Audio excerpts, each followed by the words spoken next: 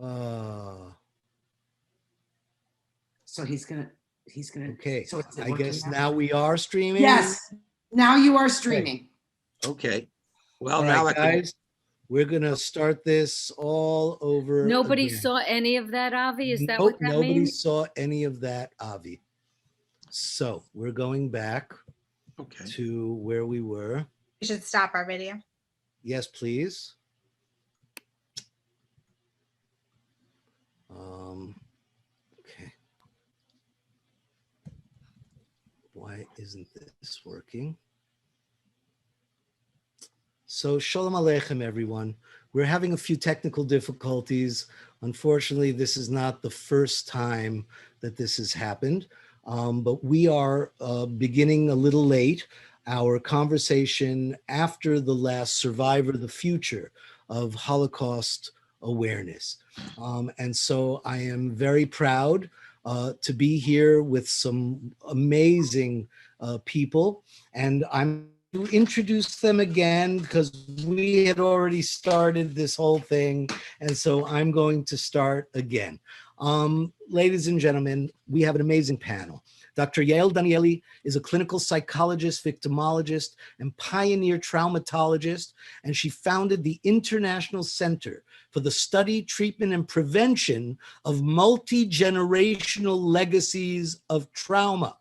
She's the director of the Group Project for Holocaust Survivors and Their Children, and has done an enormous amount of psychotherapeutic work with survivors and their offspring. She was a consultant to South Africa's Truth and Reconciliation Commission, Rwanda's government on the reparations for victims. She worked in Northern Ireland, and Bosnia and Herzegovina, and in 2008, she was appointed the advisor on victims of terrorism for the Office of the United Nations Secretary General, my friend Dr. Yael Danieli. Stephen Ludsin served as a charter member of the United States Holocaust Memorial Council, a presidential appointment, and he was a member of the original President's Commission on the Holocaust during the Carter administration. And that created the U.S. Holocaust Memorial Museum in Washington, D.C. He was the only child of survivors on both original presidential panels. He's also served as a member of the New York Holocaust Memorial Commission, which created the Museum of Jewish Heritage in New York City. And he's the founder of the Remembrance of the Holocaust Foundation. Ladies and gentlemen, my friend, Stephen Ludsin. The playwright of the two plays that we presented this afternoon, Eleanor Reissa is Brooklyn born and bred, a Tony-nominated director, a Broadway actress, prize-winning playwright. She was the artistic director of the world's oldest Yiddish theater company. She's a soon-to-be published author, a singer in every major venue around the world, including Carnegie Hall, Town Hall, and Joe's Pub and Michael Feinstein's 54 Below. She became a storyteller in English and Yiddish and is the daughter of her parents who lived through the Holocaust. And many of her experiences as a child of survivors have found their way into her amazing work.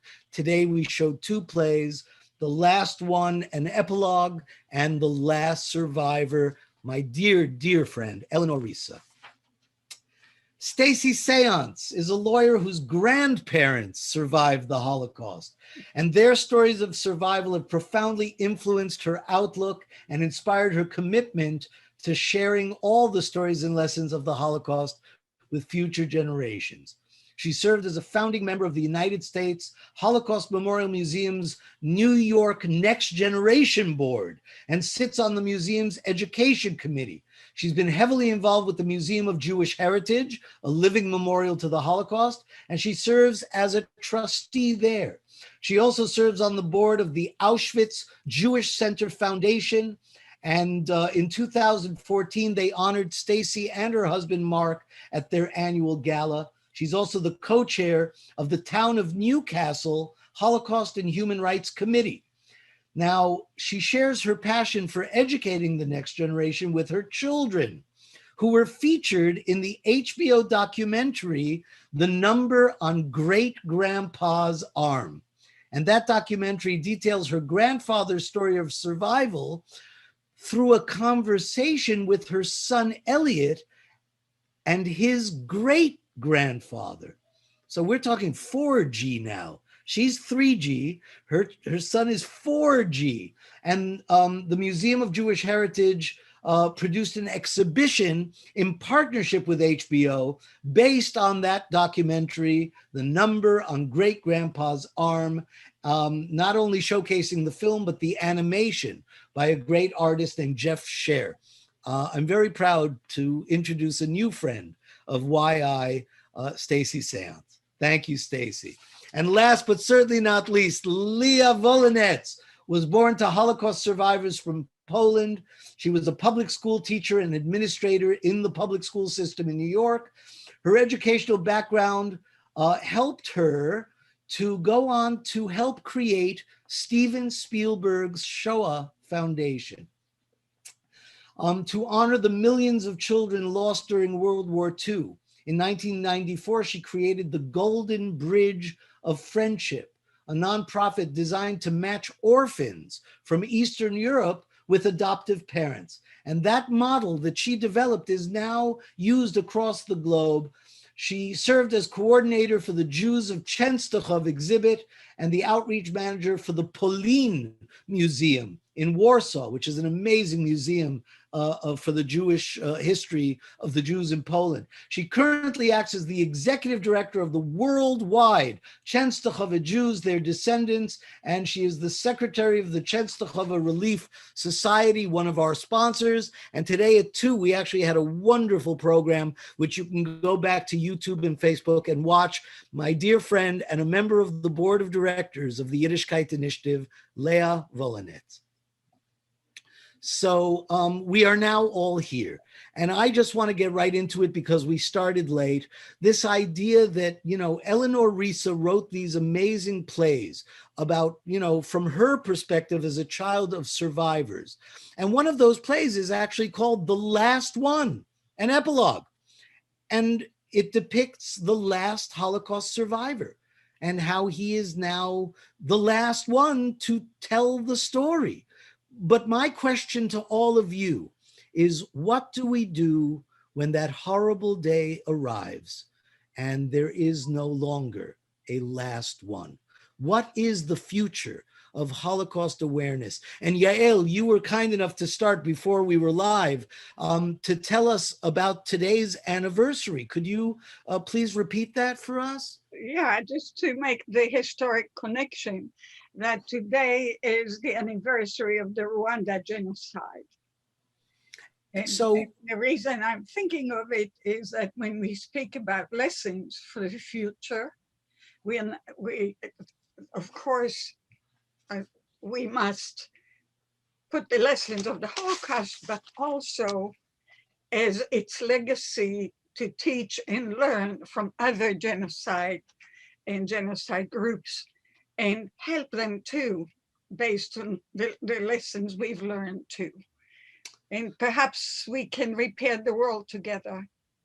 I think that's so we can talk more about that, but I know Steve is very anxious to remind us that we've gone a long way. Go ahead. Well, that's what, and I feel as if we had a little dress rehearsal here, but in any event, I'll repeat how much I enjoyed Eleanor's 2 dramatic productions. I especially enjoyed the early one at 5 o'clock. I said, because those are people that I heard and knew and loved. And as I said, it was even a little bit of humor. And I think that's also critical in this whole endeavor. And I remember that the meeting we had in the, it was the old executive office building of the White House.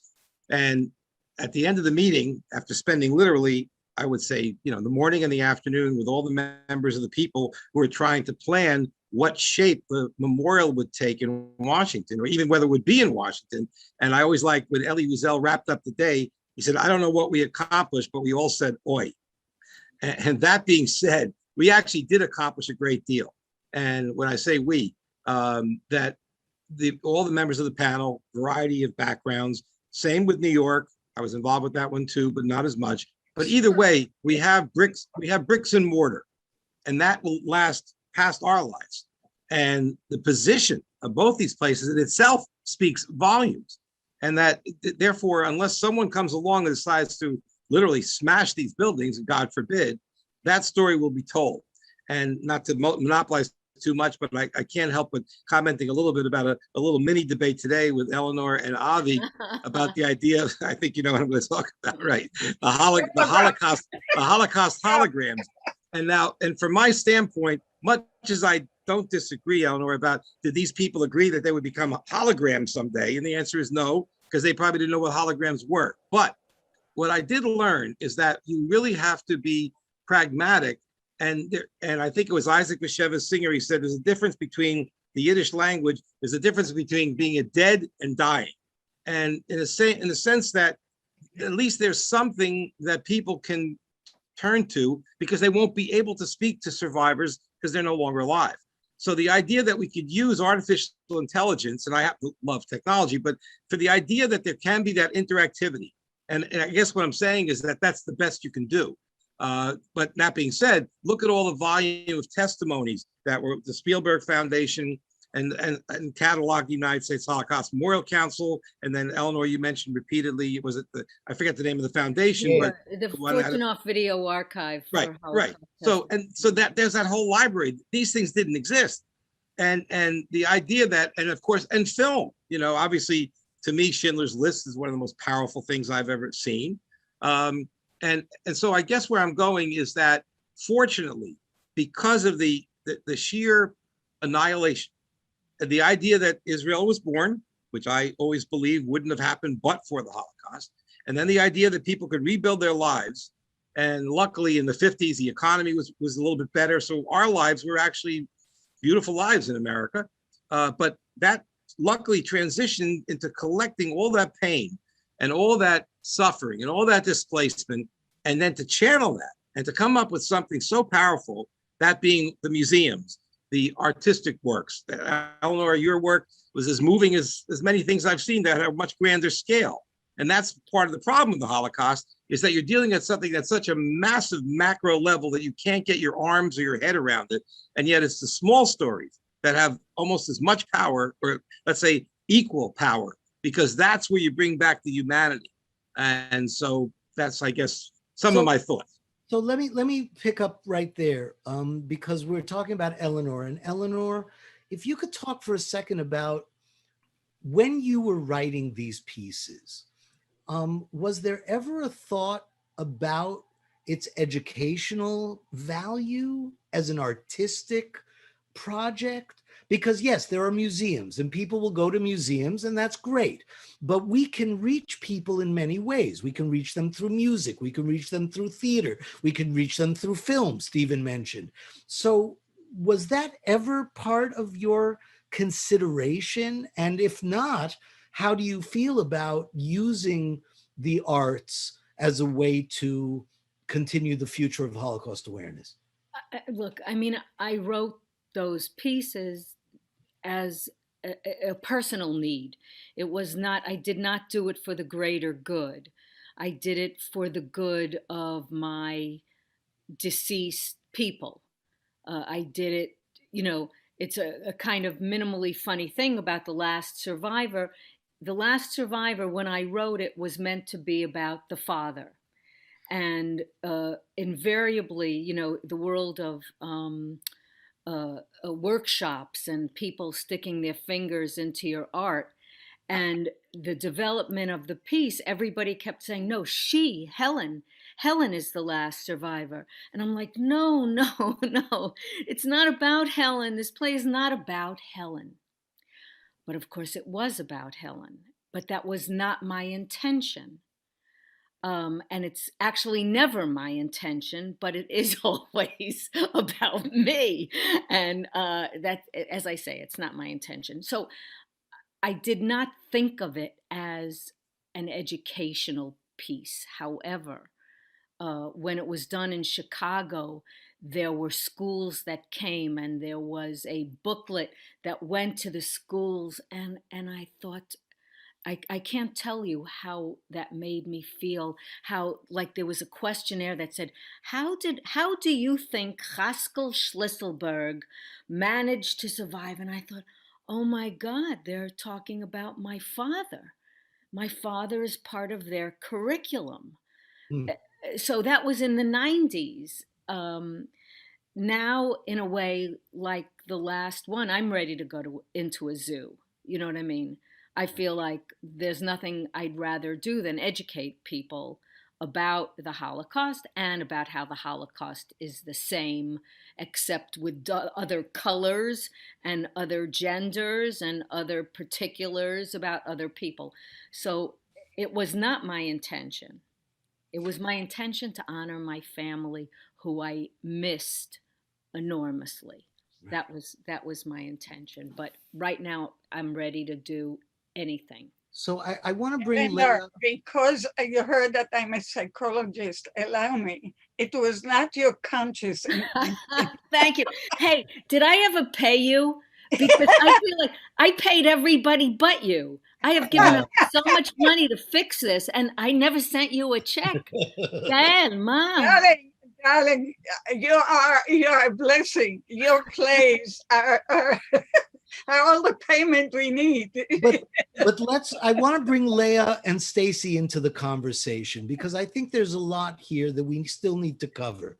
So number one, I mentioned before our technical difficulties were discovered, that there are only 17 states in the United States of America that mandate Holocaust education, and one of them that I know of right here in the state of Florida, even though it's mandated, apparently it's totally unfunded.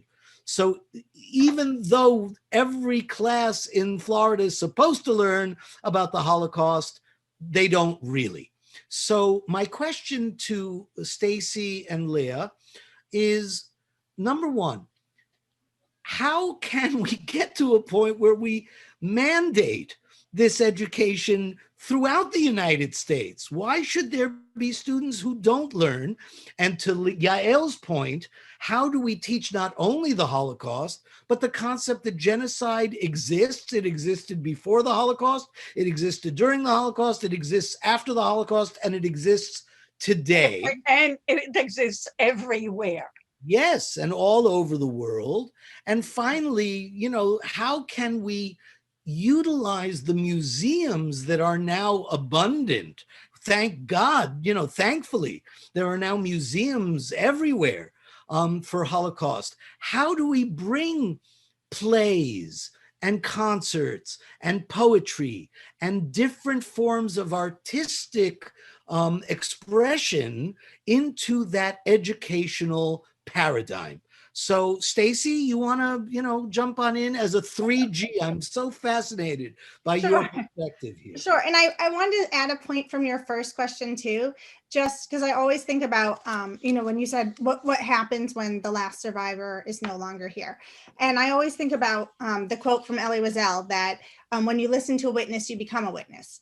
And so I, think that, yes, when the survivors are no longer here, the 2Gs, the 3Gs, the 4Gs, it becomes our responsibility, and anyone who has heard, who's had the opportunity to meet and hear a survivor speak, it becomes our, responsibility to then share those stories and kind of stand in their place and educate. So that's the first question. I agree with you. Unfortunately, even in states where there are mandates, it depends on the teacher you have. You can have a teacher who, I know even in our school district, we have 2 middle schools, and depending on the teacher you have, you could learn. Where are you, Stacey? Where are you? Chappaqua, New York. You could learn, for a couple of weeks about the Holocaust, or you could just get a sentence. So I think what it is, I'm the co-chair of our town's Holocaust and Human Rights Committee.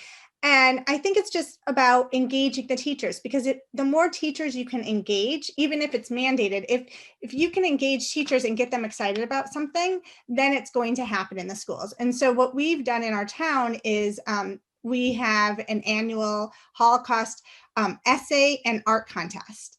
And so, we've reached out to the art teachers. So we just got all of our submissions. And so they're, the graphic art teacher, the art teacher at the high school, she had her whole class submit. And then, there's so many people who, learn through, they're more creative, right? And so they're writing poems. And then there's those who learn, are really successful at writing essays. And so just trying to reach people where they are, and encouraging different types of teachers. It doesn't just have to be taught in history or in English. If you can engage the art teacher, on the topic. So I think that's it. The important thing is that trying to reach people where they are and not just think of it as we can only educate people in history class. Right. Leah, I'm curious, you can unmute yourself and tell us your thoughts on. Well, first, yeah, okay. I have a few thoughts, and I actually wrote something that I was supposed to say this morning, so I guess I get to say it now, and it begs your point, which is slowly throughout the generations, we learn through conflict, and that's what we have to do. We have to keep telling the stories. We have to keep telling the stories. In terms of larger picture, we have to include the people who have also had conflicts, obviously, the people who have genocide. Also, we have to include Europe. We have to have more connections with the European. There are many organizations now that are very, very into keeping the culture. The Yiddish, being Jewish and the Yiddish culture is very in right now. And that is what I feel is what we have to use to go on. Okay, that's my shtick. Okay, but the education and the fact that there's no money for things, I mean, that's a big problem all the way around. But there are organizations that are doing things, that are doing legislation. I think his name is Eisner. I'm not sure of his name, but he's on my Facebook, and I always say I'm going to help. You have to do more legislation. You have to go to the governments. You have to insist that there has to be things that are be done. I mean, that's the way to do it. The knowledge is written in all of us. The knowledge is written in all of us. We have to be able to share it in a way. Now, I have to tell you that Stacey's movie is a wonderful movie, and that is the kind of thing that you need as a former teacher. You have to include the kids on their level. Okay, you have to include it as comic books, not heavy duty stuff. You got to comic books, anime, whatever else you want. And that's why I'm so proud of Stacey, because she included her children, and she spoke to children. And it wasn't a dire thing. It was a story that needed to be told, and in a way that the children understood. And that, I think, needs to be continued. It has to be done in that way. So Stacey, I actually saw your documentary. And I can't take credit. Amy Schatz and Sheila Nevins were the producers and creators. I just provided the family members. You just provided the children that you happen to have. Okay. And the story, and your grandfather. And, yeah, of course. And it's an extraordinary piece. But I think my question, and Yael, I'm going to let you answer and get to your point. You know, I think blessing is also a double-edged sword. There are so many museums. There are so many Jewish organizations. There are so many different places, and yet there's very little, if any, coordination between these. Leah, you're going to have to mute yourself again. So the struggle for funding, the lack of coordination, how do we bring all these disparate elements together so that not everybody is only working in their own little corner of their little area, and we can all coordinate the work that, for instance, very quickly, one of our sponsors is the University of Miami. They created a Holocaust theater database, which is trying to collect every single piece of theatrical art that is related to the Holocaust. It exists. but nobody's really utilizing it. Nobody is using it. No one is utilizing. So Yael, do you want to speak to the psychology of all these different Jewish organizations that can't work together? Wanted first to respond to Stacey, to ask Stacey, you know that Yad Vashem used to have courses for teachers regularly. I actually used to be one of the teachers of those teachers. Do you have those too in the museum here? Because Yeah. it should be Yes. a function of such centers. Yes, both the Museum of Jewish Heritage and the United States Holocaust Memorial Museum both offer several classes and courses for teachers and throughout the year and in the summertime. And I think that that's an important resource. I know that the museum in DC has the Balfour Conference every year, and due to COVID, it was actually a blessing because they could only have, I forget what it was, like maybe a couple hundred people attend, but then because of COVID and it went online, they were able to have thousands of people. And so I do think that going forward, because of what happened during COVID and seeing how these museums are able to reach so many more people. I know the Museum of Jewish Heritage, when they have events now, it's not just people in New York, it's people all across the country. And so I think that will help us and help, teachers who otherwise wouldn't be able to travel to different places to be able to take these courses. And, the Shoah Foundation has, I think it's Echoes and Reflections. And these are free, resources and curriculum resources for teachers. So there's so much out there. And I think it's just a matter of, getting the teachers engaged and actually just knowing that it exists.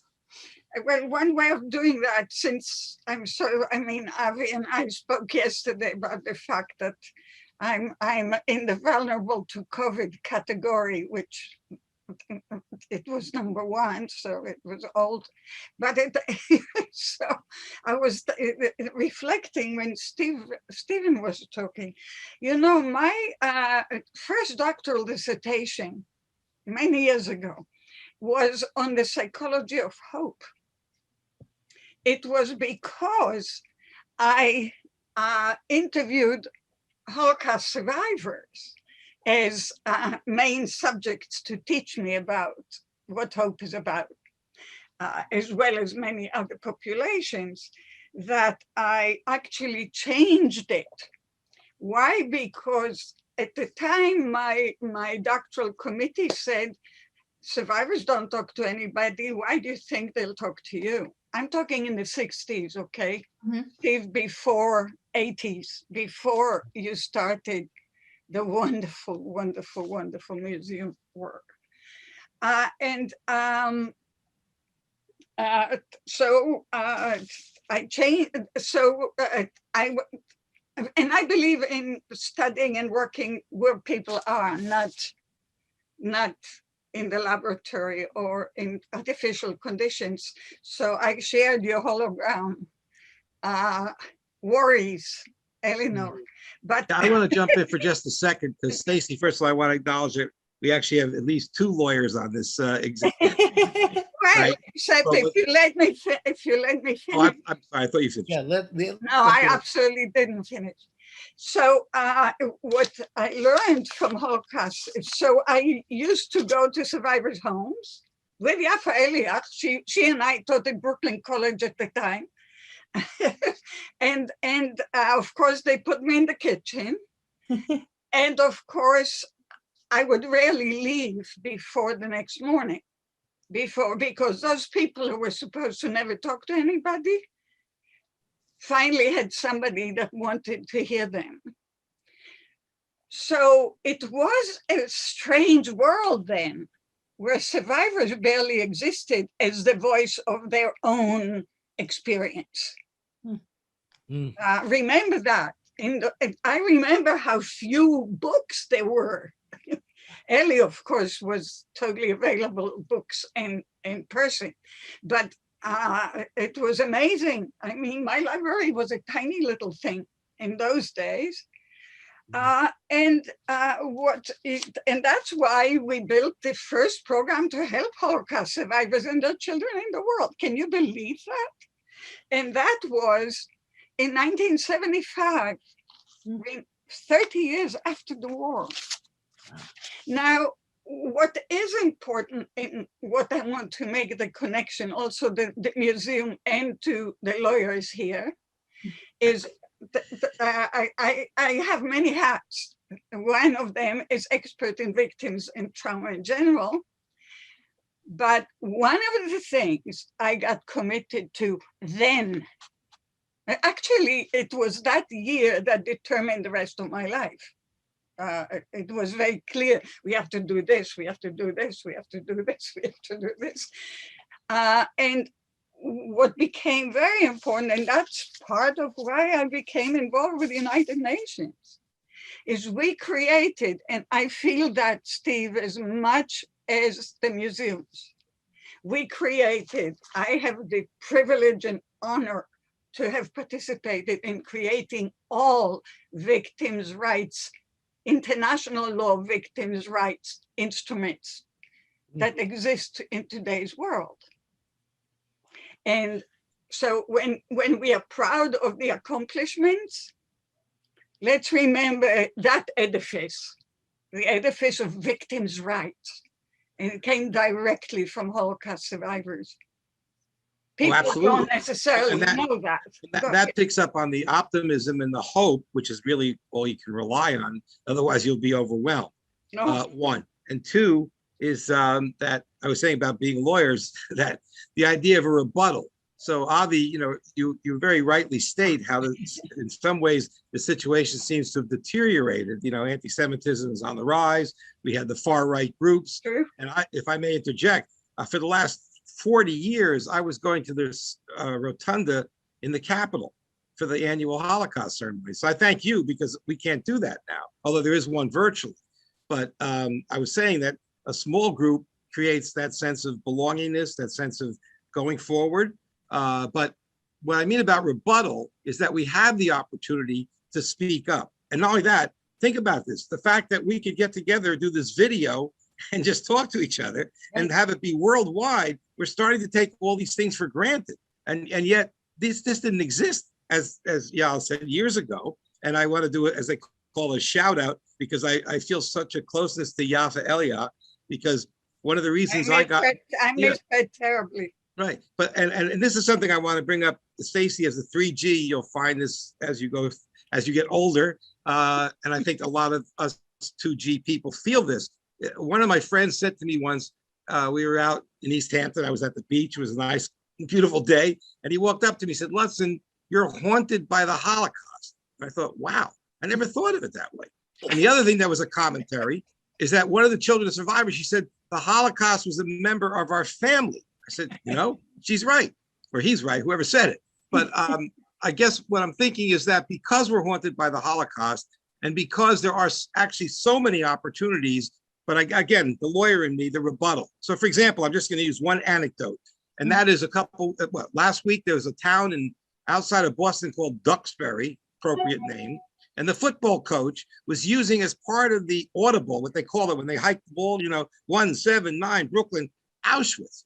So I went ballistic. I wrote a letter to the Boston Globe. They didn't publish the first one. So I wrote another one. They published the second. But my point was that that we had the chance to speak up, and there's going to be mandatory legislation in Boston now because of this incident. So I guess where I'm going is that you have to take those circumstances and jump on them and be relentless and take the spirit. And I say this with, utter respect and also I've never understood how any of these people actually made it through the Holocaust. But one of the things we learned is about having grit and being relentless and having hope. Because if you didn't have hope, you were finished. And so where I'm going is that there is hope, and the idea that we can take advantage of opportunities that just literally didn't exist until today. And yet, because we can disseminate hope and remembering the Holocaust, the haters can disseminate denying the Holocaust and more hate. So it's becoming a giant pressure cooker, but we got to use the pressure. Let me jump in for a second, and then I'll open it up again. So you bring up several very valid points, obviously, but this idea that, again, I want to keep coming back. 17 states mandate Holocaust education. which means there's a hell of a lot more that don't. Anti-Semitism is on the rise. Anti-Semitism is on the rise, not only in the United States, but all over the world. On January 6th, the Capitol was overtaken. There was a guy wearing a Club Auschwitz. You mentioned Auschwitz, Club Auschwitz. You know, the Proud Boys and the anti-Semites are running rampant. What are we going to do? How do we coordinate the efforts to fight against these things in a way that is not just intermittent or individual to any one museum or any one little program or any one school or any one play? It's a really complicated question, Avi. I mean, you're asking, the thing that, look, we don't teach slavery, right? I mean, you're saying the Holocaust, we don't teach the American Indians. Forget the Jews for a moment. Yes, Jew, forget us for a minute and just think about American history. Yeah. So I don't know how many states legislate. I learned about slavery, but I didn't learn about slavery. I learned about Indians, but I didn't learn about Indians. Right. So you have to read Howard Zinn's book, but you can't legislate Howard Zinn's History of America. So on a certain level, you know, like batting against 17 states and the Holocaust, to me is it's a bit of a non-issue, no offense. The issue, though, that you do raise that is how do we unify? And that to me, that's all. That's the question. It's the same. How did we get 2 Democratic senators in Georgia? Yeah. You know, so how did Stacey Abrams, how did we elect Joe Biden? How did we do that? We utilize something. It's a similar struggle in my mind. So I think, you know, batting the 17 states to me is just a little bit hoyech and not really anything that, you know, how many states teach Indians? I mean, you know, how do we unify the database? So somebody's looking for information. So there's the Shoah, there's University of Miami, there's this, and you know, Arkansas has a Holocaust museum whose database is not connected to, you know, I'm just saying. That's exactly to right. To me, that's a real question.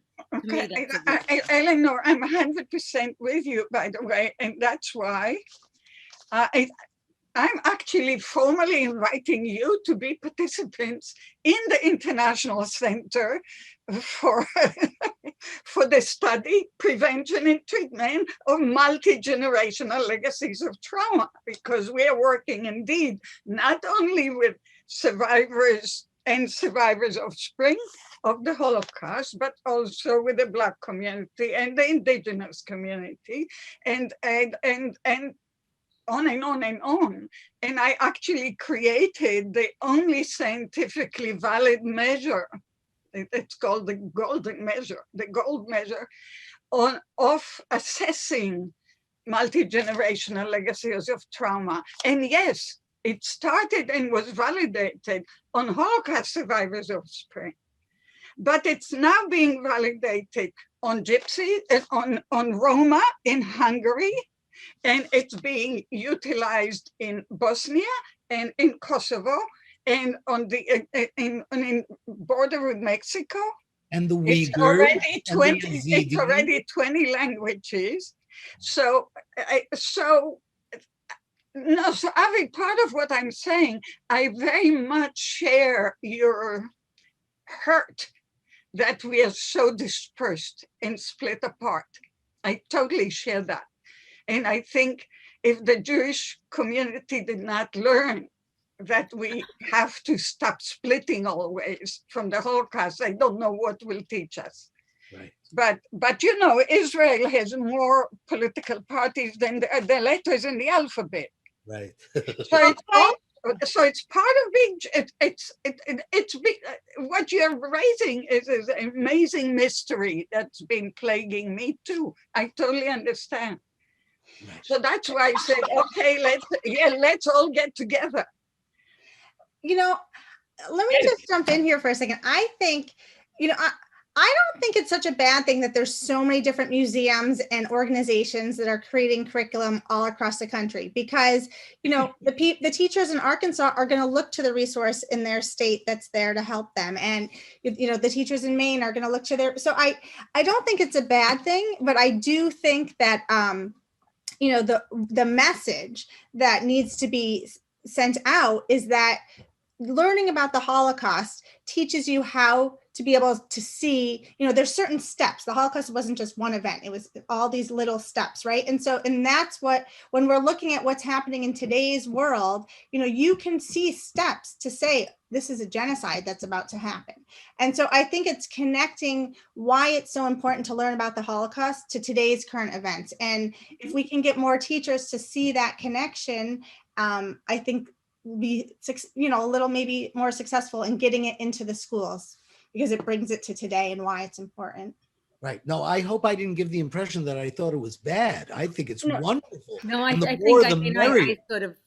I sort of indicated that I was sorry for the lack of sharing databases, and it's also about this rush for money that is such a struggle creatively and probably intellectually and culturally, is everybody's trying to grab the dough to keep their organization alive. And once upon a time, the United Jewish Appeal was an umbrella organization that gave money to most of the Jewish organizations that were out there. But over the years, it evolved into territorialism, where each group was holding out for its own couple of dollars, its own donors, and don't touch mine, and I won't touch yours, and you can't touch this, and you can't touch this. So, the idea that, but I want to get back to the idea. I think Leah has something. Do you? Yeah, and I'm going to wait. We've managed to shut you up, Leah, because of your horrible sound system, but it's not right. Well, actually, Leah, at a minimum, you should try to adjust the volume a little lower. Yeah. And back away from your mic just a little bit. But again, I want to get back to this idea that, is there a way to bring ourselves together in a way that can help to coordinate the efforts of all of these amazing different places? An international portal, a website that has all of the different places around the world working in this particular field, a network that is dedicated specifically and exclusively to the telling of these stories. The number on great grandpa's arm is a beautiful piece. There should be an entire network dedicated to programs that tell these stories from all over the world. Well, let me jump in, because actually, ironically, Avi, that's how I met you and Yael. The three of us were on a panel, and Mark Golub of the Jewish Broadcasting Service. So I thought that's supposed to serve a function similar to that, is it not? He disappeared immediately. Yes, but he stayed in touch with you, right? Well, a little bit. I mean, interviewing me, that was very nice. But, Right, but I guess where I'm going is that I guess what I'm saying is that we don't really have to reinvent the wheel. It sounds like we just have to put the wheel on the same vehicle. Not to be simplistic, because and as we speak, I had that flashback to that horrible episode in Charlottesville. Jews will not replace us. So instinctively, I think about, well, kind of a 1,000,000-man march. I mean, maybe we get 1,000,000 Jews to show up someplace and just to say we're unifying around what? We're unifying about the fact that we're going to still be here. That's it. Mir sign and done. That's it. Good luck with that. We can't exactly, because the old joke is that agree to get together for lunch at the same time. Yeah, no, but I'm saying, well, the old story is the only thing that two Jews can agree upon is how much the third one should contribute. But and I've lived all this stuff. But I guess where I'm going is that maybe what we could take away from this is the idea that we could start trying to quote unify the Jewish community, or in effect put all the splinters together to create a quote mosaic that somehow will create enough of a collective, so that people see that we may not be unified internally, but to the outside world, there's a force. Okay, so that's a thought. I want to give Leah a chance to jump in, please. Leah, Reduce unmute. the volume. Yes. I've already forgotten half the things that I wanted to say. Okay, but Leah, back away from I don't think it's me. No, it's not you. You're too close to the computer. Now. Okay, now? Am I okay now? Okay. Better. Good. I'm going to go back to my original discussion. First of all, I think we need more avis, and I think we need more cultural events, and I think we have to concentrate on the oral traditions, and that is the way that we transfer our culture, and that is in every culture. One of my Facebook people are Native Americans. I read it every day, and all of their teachings are very much like ours. Okay, and I think that we have to connect with all the other kinds of people that are like us because they're humans. Okay, and through that kind of teaching and that kind of art in form of plays, in culture, in telling our stories, that is what I can see is the helpful thing to do. I mean, it sounds funny to say more obvious, but you're right. There should be one group, two groups, that are doing this. But unfortunately, that's going to be a hard thing, especially with Jews, of course. 3 Jews, 5 opinions. But again, I want to go back to my original contention, and I think that that is the way we have to teach what is important to the next generation. That's what I think. As a teacher, I had all the great resources in the world, but if I didn't have a vehicle to give it to them, then what difference would all those resources make? You have to open up the vehicles. You have to open up the ways to go. I mean, I don't know if I'm making any sense at all, but this is what I'm going to stand for. It's the way I look at it, and that's where I think it has to go. So reference to that, and Yael, I'll let you go next. We have been teaching a certain paradigm ever since we started teaching these things, which is this concept of tolerance. Teach tolerance. We said, let's teach tolerance. No, I'm against. But I think we are on the wrong track. We need to be teaching acceptance, tolerance, respect, acceptance. How do we change the paradigm of the educational system? How do we go from, tolerating people to actually teaching young people from the time they're in preschool? Forget about Holocaust education. We should be mandating respect and acceptance education and using the stories of the Holocaust and using the stories of the other cultures to be able to get those messages across. So tolerance versus acceptance or respect. Yael. Respect is more than that. And by the way, there's a new book, fantastic book. Amazing. I don't have it here because somebody grabbed it. An educator grabbed it immediately. It's done by 2 Jews, and it's called How Do We Educate? How do we raise A+ human beings? Oh, okay. But that's again, we are a network. I have a huge network, and we have in our network, we have a list of related links, which is the richest thing ever.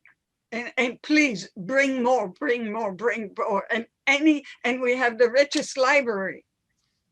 Okay, and you can simply go in and find it. And please, and we live because we say to everyone, please, whichever book we are missing, please write to me immediately. Whichever play we are missing, Eleanor, write to me immediately.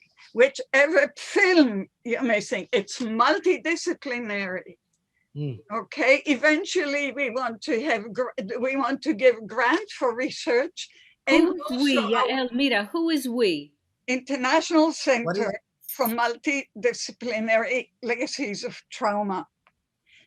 And since I'm here with you, it's my email is the easiest, Yael D, right? Yael and D for Danieli @ AOL.com. And every day we put news, we take news from all over the world. Now, I would be totally guilty if I didn't mention the United Nations, because tomorrow is not International Holocaust Day. No, that's in It's January. Holocaust Day as the Jews observe it.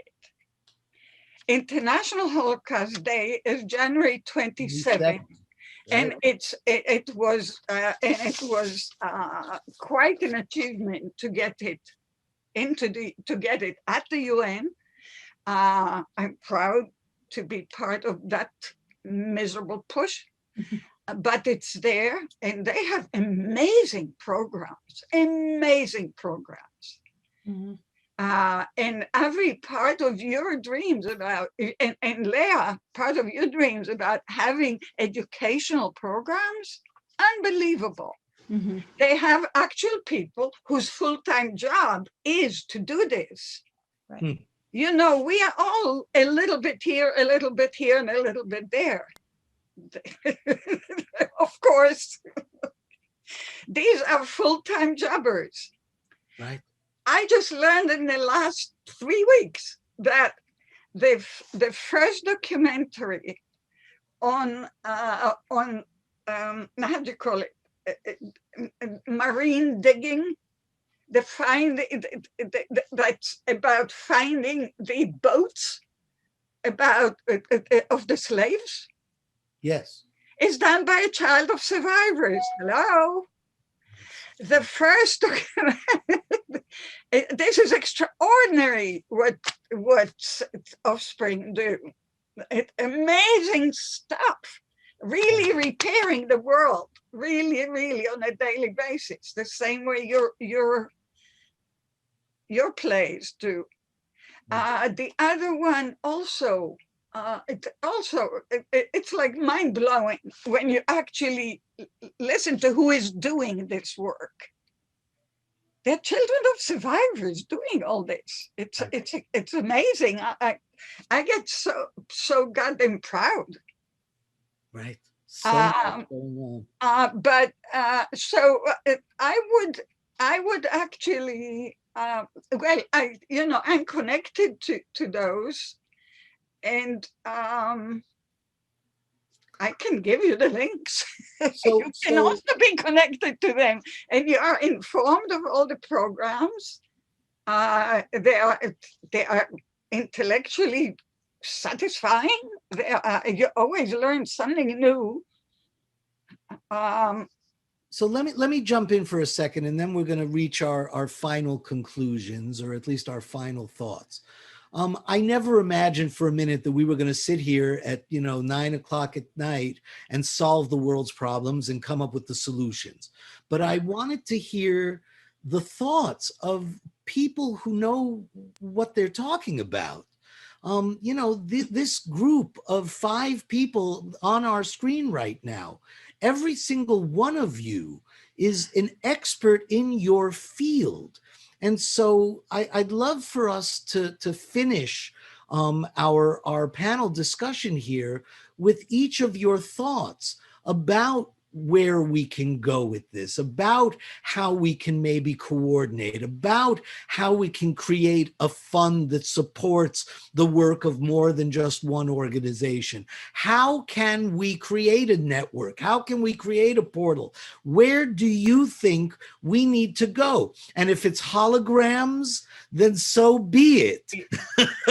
I mean, Eleanor and I had a very long conversation about the holograms. I'm on the fence. And for those of you out there who don't know what we're talking about, the artificial intelligence. I'll repeat that. Artificial intelligence has gotten us to the point where you can bring back, holograms of Holocaust survivors who have passed away, who can literally sit in a room and answer questions. And hock you a chinik, like the old days. I mean, get your own Holocaust hologram and let them hock you a chinik. Hey, you can rent a yente. There's a rent a yente system. We have Pesach, right? We just had Yes. Pesach. Yes. Do you need the hologram of the rabbis? I don't. in the Haggadah. But you know what, Stacey, I want to hear your take on this because Well, Eleanor and I talked about it. You know, we are living with a new generation. Their attention span is short. They're not going to necessarily watch a film or read a book or watch a play. But is the answer to give them a hologram that they can talk to? Well, I have to say, I was, when I first heard the concept, I was a little skeptical, but I have to say, I actually, have experience sitting down and talking to the holograms, and you actually forget that it's not a real person. I mean, and I'm one of those people, I was such a skeptic, and it is so powerful. You can just come up with any question and they're actually responding to you and answering to you, so much so that you forget you are not talking to a real person. And I think that that is such a powerful tool for this next generation who may never, ever meet a survivor face to face. Because Okay, but let me correct you because I think they are real people. They're just not alive. Well, some of them are Right. still alive. I mean, Okay. Right. right now they're still alive, but yes, they're real people. And so, but so, I mean, that it feels like you're talking to an actual person once you start engaging.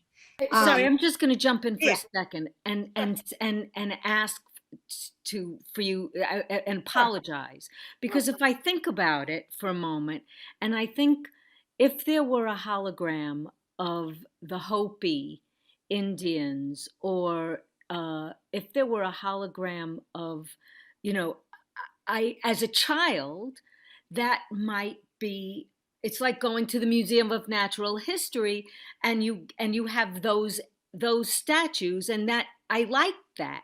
So I think I just it just rubbed me wrong because I'm a knee-jerk kind of person, sometimes without the knee aspect.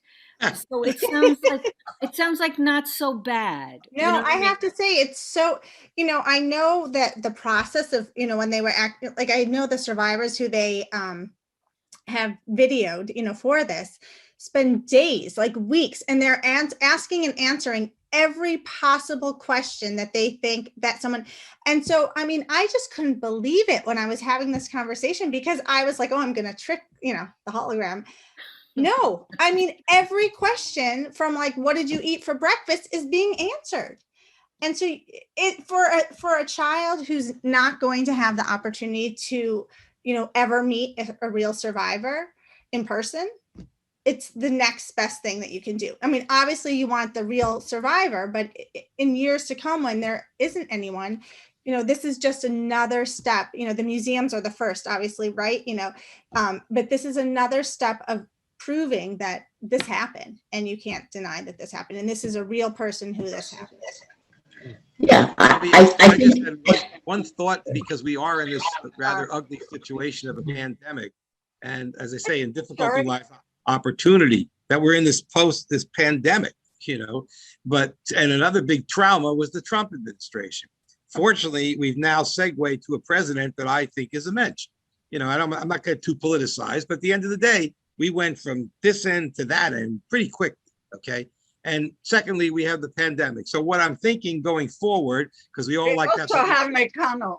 I was just going to say that that in order to have something to look forward to, and picking up, Avi, on your desire to have this notion that everybody should collect each other. I don't know how to put this, but start thinking in a unified, such a strong word, but in some sort of associated, that's a better word, because people aren't going to unify. But if we associate, and my thinking is that perhaps, you start reaching out, thinking about the post-pandemic era, the new Biden administration, and to take that and sort of package it, or, and use it as a force to show that the Jewish community is not going to sit back and tolerate the anti-Semitism, or for that matter, hatred in society itself, abuse of the Asians, Black Lives Matter. There's plenty to go around. But I always remember Ellie saying, although all victims weren't Jews, all Jews were victims. So you have that contradiction. But I guess where I'm going is to say the idea that we can look forward to the world that has now changed, and to use that as an opportunity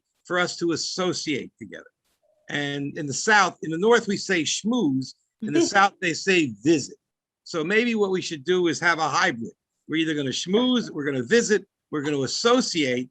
And then luckily there is so much to pull together that in a real sense, it's not really that, it may not ever be something we can accomplish, but we could try. So I think, Avi, your spirit is great.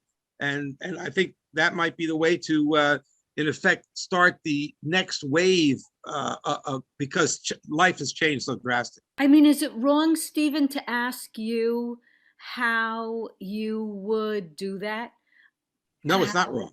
Well, let me just think. I mean, what comes to mind, for example, I didn't know this even existed, but I'm pretty sure the Hasidic community or the Chabad, they have this annual event in the stadium, the MetLife Stadium in Rutherford, New Jersey, every year. I never knew it existed. So I thought, okay, here's the point. That's why they brought COVID to New York. Yeah, no, but my point is, but that's the problem, is that we can't, that's why I said post-pandemic, Eleanor, because we can't get together. We're not supposed to be together. No, So, but I mean, look, these how- Zooms, Zooms are it's better than being in a room. I mean, okay, I get that. But, yeah, but we're talking massive numbers of people. Well, but but Yeah. don't you kind of begin, let's say, with a Exactly. dozen No, organizations? that's what I'm saying. No, absolutely. I'm saying exactly. In other words, we have the opportunity because we can't get together. So what I'm saying is that you use this in effect to start, if you will, a grassroots program, intersectional, whatever words you want, interstitial. There's all these nice words. Basically, everybody's saying, look, you do that, you do this. You should all do whatever you're doing, and we should just associate. I think that's a nice, harmless word.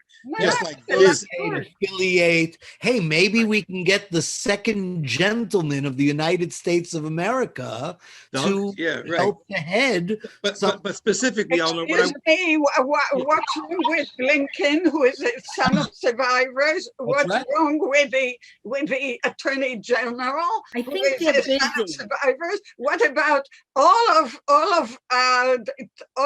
the marriage into the Biden family? They're all Jews. Right, but that's my Kidding. point. In other words, And Yellen, I mean, this is an amazing business. So maybe the way to think of this, You've been trying to say things. Eleanor, I'll be quiet right at this point. Maybe what we're really thinking about is a campaign, and we don't know what victory is going to be, but we're going to say to ourselves, we're going to have a campaign about the world after the Holocaust, after the pandemic, and how our education, our life experience, our emotions can be channeled to, in effect, make the world better, which I think, Avi, has always been your goal. So maybe that's the way to think about it, is just to think about associating and post-pandemic, and to do it in a way that, has a kind of a mission that will just start, I mean, I like that so much. I love that. Something It's called a campaign. It's a campaign. Association. I mean, the association, and what is this? I'm part of the association. I'm part of the association. You are. Right. And what's wrong? Black is part of the association. Asian is part of the association. And again, when you think about it, and then Yael, I let you jump in, but when you think about Biden's message, it was about hope and faith. So what we're really doing is taking that and there's a great deal. Look, I'm thinking also as a psychologist here. And I'm thinking. I don't think so. Go ahead. I'm allowed. It's yeah. No, you said you're a lawyer. You had a little side funny over there. No. But first of all, let's. I have several ideas. I don't want to miss them. First of all, we created this webinar. At the center, we are planning a series of webinars, regular webinars. So this could be one of them. And we create webinars, not off the center, but with anyone that, okay, so that's a possibility. Just, I'm throwing that possibility. But I really don't want us to not hear one of the messages, which the psychological messages, even if I'm wrong, that on the one hand, we are thinking about the world without survivors. And on the other hand, we're saying, and how are we going to remain together? it's going to be a terrible tragedy. Who is going to be the conscience? Because in many ways, the survivors have been the moral authority, right? They could say, we know we were there. And with all due respect to 2Gs, 3Gs, 4Gs, forever, not every 2G or 3G wants to be involved in a mission. True. It's very true. And it's not up to anybody on this earth to say you must, right? The people who are here chose to do it. So final thoughts, guys, because we're about at an hour since our late start. I just would love to hear your final thoughts. Leah, you want to start us off since it's been a while since we've heard you? Unmute yourself and back off the computer a little. No, you're muted. You're muted. You're still muted. Now I'm gonna. I've been trying desperately to do this. I finally just wrote a note. That said the association should have a speakers bureau. Okay. And I think that's very important because the Speakers Bureau can be more than one group. I mean, I remember when I went to school, which was 1,000 years ago, where we had classes called civics. Remember that? Where we taught values and we taught respect and tolerance for others and understand that. And I will say that until the last breath of my life, that is what we need to do. And on a personal note, I think that's where we should go. And if you really want this association, you have to have a speakers bureau that will go out to do speaking on our behalf. I think that's very important. And I wish you all a very, very good, I mean, it's been a pleasure. And I learned how to listen more than speak, which is very unusual for me. However, okay, but I will allow that because we all have lots to say and everything is valid anyway. It doesn't matter. So, I'm going to be cutting on. I'm going to cut myself off. But thank you so much for the opportunity of allowing me to be with you, and please allow me to be of help to you and a resource as I have been with all the love that I got from my family. It's always the way I'm going to be. And that's it. Schönfartig, it's me. That's it. And Eleanor, I still want to know how you were living in my family with that show, because that was so much a part of my life. I really was. My father was married before. It was exactly that. So be well, everybody. Love you all. Thank you. Thank you, Leah. Stay in touch. Stacey, Is everybody allowing Avi to share the emails? yes, of course. Yeah, we already have. You already have them. You've already got the emails from everybody. That's how we Stacey, got you want to here. give us some final thoughts? Sure. I think, there's a lot. I think that, like everyone's been saying, there's so much hope. And I do think that because we have a foundation of all these different museums already that will be here, for generations to come. And we do, yes, not every single 2G or 3G or 4G is going to tell our story, but yet again, not every survivor wanted to talk either. And I think there are enough people who feel strongly that this will never be forgotten, and that, everyone has such unique ideas. I mean, look what we've come up with just during this, that I think that there's hope, and that, as we go forward more and more, this will become part of, their next generation's lives, that they're going to be learning this. Eleanor, what do you think? Final thoughts. Something that Stephen said, I think about, I just kind of went blank, which is, it was based on something you said, Stephen, and Something helpful, I hope. it was helpful, but can Association? The All right, well, I'll tell you what, I'll prod your You go, and memory. I'll come back to myself. We'll get back to you. And I was just going to say simply that, maybe what we could do is think about this as the OI Association, but I'm so glad you understood the idea of the association. 1, 2, I don't want to beat up on this, but the idea, instead of the QAnon, we could be the Jewanon. I mean, in other words, Wait, no. But I don't mean to make light of it, because that's a serious thing. The thing is, we have to get away and make people understand there's this reality, not an alt reality. And one of the most real parts of the world's history is the Holocaust. So we got to rebut the alt reality, my fellow lawyer, and to go forward with an association and to build up that, what's the word, groundswell, while we have the time. They say the time to fix the roof is when the sun shines in. This is an opportunity. We can start building very, very slowly, very, very, reaching out, just put out the word. It almost sounds like the mafia, and it's not what it's going to be. But the idea is, what are you doing? We're creating an association. What does that mean? You're a Jew, you need to be involved. And whatever your area of expertise is within the Jewish community will be respected. So whether I was involved with AIPAC, I've obviously been political all my life. I've done different charities, friends of all the different Jewish charities. I mean, the fact of the matter is, we have so many people that we can bring into this funnel, if you will. But I like the idea that we all agree it's an association. It's harmless, it's not scary, and we have a brand. And what's the brand? The brand is, it's all of us putting our arms around each other and to somehow get past what has clearly been a very tough period. And the Holocaust is the reality that will remind people that there's no such thing as an alt reality.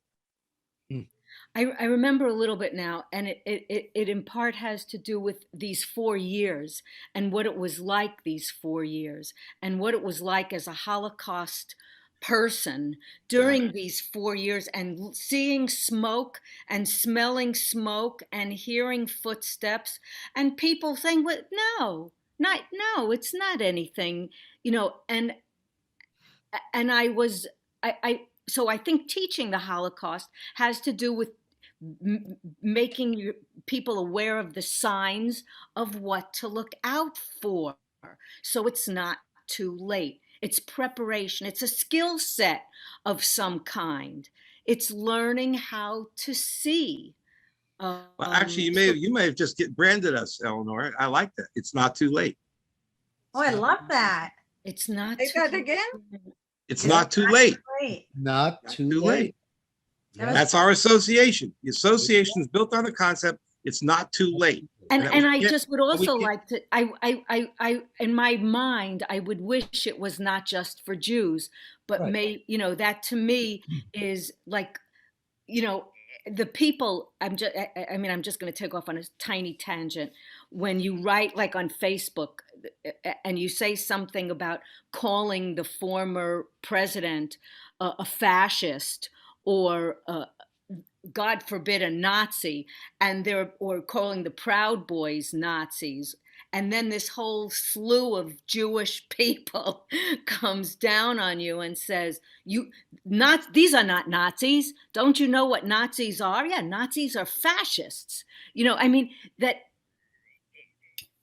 Just that the Holocaust is not uber precious, and it isn't something that just belongs to us. It's not like it's ours, that we're not allowed to use it as a light for other horrors. And I don't know if you guys agree with that. But that brings me back to the idea of education, because we're all learning 6 million, 6 million, 6 million, 6 million. But what we don't learn is that there were another 6 million non-Jews who were murdered, and there were 52 million people who died in World War II. So we need to, you're right, we need to get past the exclusivity of only the Jewish experience and really start breaking out to where Yael and Stephen are going into this association of more. But I want to leave my thoughts for the end. So Yael, you're the last up. Your final thoughts. I like association, but while you're talking, I'm thinking of Israel, where you had 4 elections. And we can't talk, the association can include Israel. Yeah. Except for Israel. We could deal with every other country in the world, Antarctica. Your father in the play visited Israel, and it was very dear to him. I love it myself, but Yes, I know. And this is extremely important, because I totally concur with the need. Right. And I would love to have, to have all of us embrace each other. But the moment but I also am very cognizant of course, I'm Israeli too. I'm cognizant of Israel. I'm cognizant of the Congress of the United States. Sorry, and there's one thing. There are two things I want to leave us with. It's a wonderful meeting in the sense of we are infusing each other with hope, which is, God bless you. At the same time, I keep hearing Ellie's voice.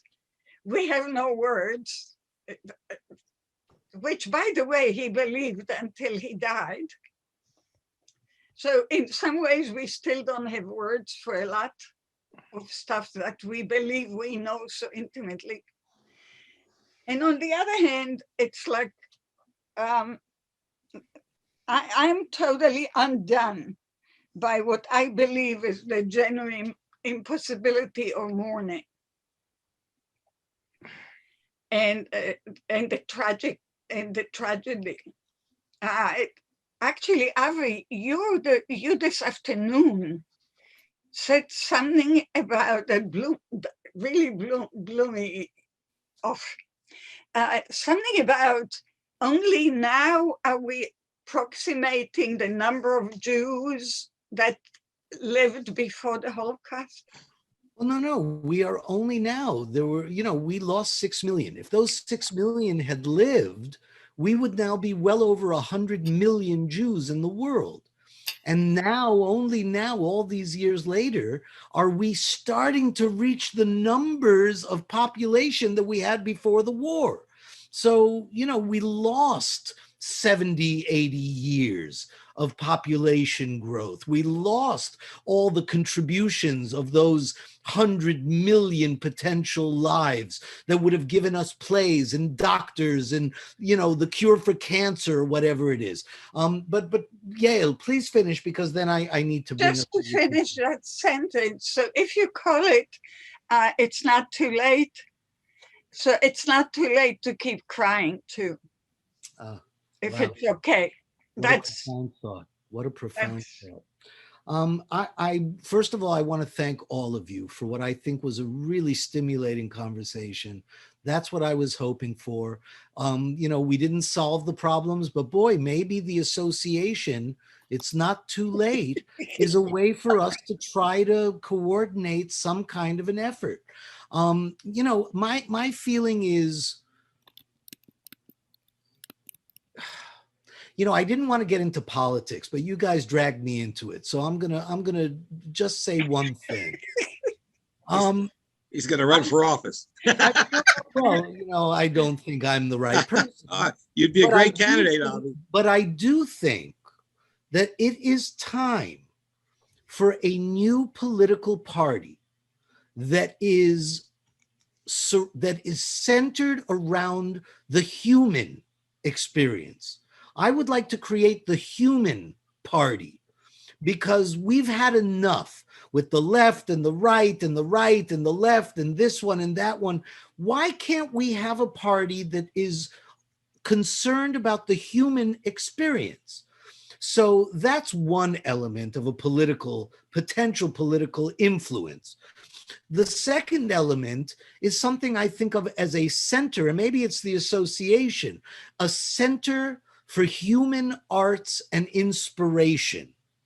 The idea that we need to create a cultural center that can deal with the idea that, Jews are creative. The kids in Rwanda did art that was extraordinary. And the Yazidis and the Uyghurs and every single culture in the world has something to say about the human experience and the concept of inspiring people to be better than they are and get better and better all the time. And those are the things that I am trying to accomplish through the Yiddishkeit Initiative and Why I Love Jewish and the work that we do with our organization. So I want to thank all of you for not only being my friends, and Stacey, we've only just met, but I hope it's the beginning of a friendship. Yeah. It's so You know, nice to meet I him. was going to say, it would be nice to do a standing ovation, but then we would show off the rest of ourselves, which I'm may wearing be shorts. embarrassing. So I'm there wearing you go. Susan, you're not wearing shorts. pants? No, I am absolutely, but I just feel like how funny this. But think about it. That's the only thing they didn't figure out in the Zoom. You can't do it in the Zoom. You And can't do it. that's why I needed to say respect So before. I guess what we have to do is we have to satisfy ourselves that we could do a sitting ovation. Avi, yes. thank you so much for doing this, Thank you, Abby. for setting this up, and for absolutely. arranging, for having this idea, because it is so stimulating and thoughtful and thought-provoking and hopeful. I mean, I'm not a hopeful person by nature. It's so delightful to have been a part of this tonight, really. Thank you. Oh, I'm very honored to have each and every one of you. So thank you very much, and I hope it's the first of many. I don't think this is the end. I think this It is just must the be. beginning. I think it's Thank really you. just the beginning. So All I right, thank everybody. you all. You're all welcome to stop your videos if you like, because I need to tell the audience about our programming for tomorrow, because tomorrow is a new day. And tomorrow, thank you all. Thank you. Thank you. Hashanim and Hartziken Dank.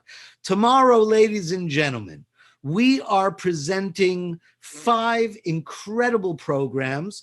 And I just want to let you know that our work continues.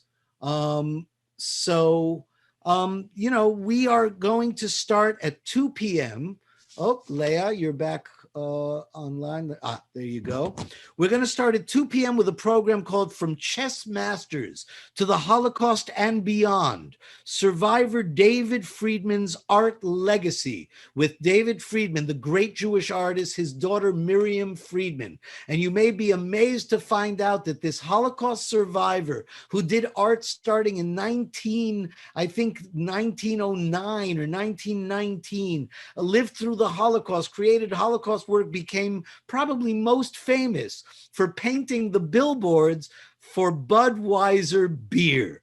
And it's truly an amazing story. Lost art, looted art, discovering the art. His daughter takes us on an amazing journey to rediscover the artwork of her father. At 5 p.m., we have a conversation with Rabbi Rosalie Jarrett, who created, she's one of the founders of an organization called OneByOne.org, where they bring together, and I know Yael would love this concept, she probably knows about it, bringing together children of victims with children of perpetrators. So the children of the survivors with the children of the Nazis, the children of other genocides with the children of the perpetrators. It's an extraordinary organization. And we have a wonderful conversation with Rabbi Rosalie Jarrett tomorrow at 5. At 6:30, we have a lecture by best-selling author and Professor Robert Watson talking about Terezin as the model camp that the Nazis used to convince the world that everything was fine. Look how beautiful. They have pillows and they're playing soccer and having concerts. Brundebar in Terezin. And that is a lead up to our big production, a musical drama called Signs of Life, with actors from all over the country singing and doing dialogue from this play, and a musical called Signs of Life. That'll be at 7:30 p.m. And we will finish our 2 days of Why I Remembers Yom HaShoah, meeting the creators of Signs of Life, the authors Peter Julian, Len Schiff, and Joel Durfner, the producers Joan Lyman and Virginia Christ, and the director of the reading, our very own Amy London. So, ladies and gentlemen, I want to thank you for staying with us despite our technical issues. Luckily, we solved them. And so I'm very grateful that you all are here, that you all are supporting our work. All of our programs are free to the public. So if you've enjoyed what we do, if you enjoy what we offer, please go to our website, whyilovejewish.org, and join our sponsors, join our donors, and become part of our YI Mishpuche, part of our family. So thank you very much, and hopefully I'll see you tomorrow.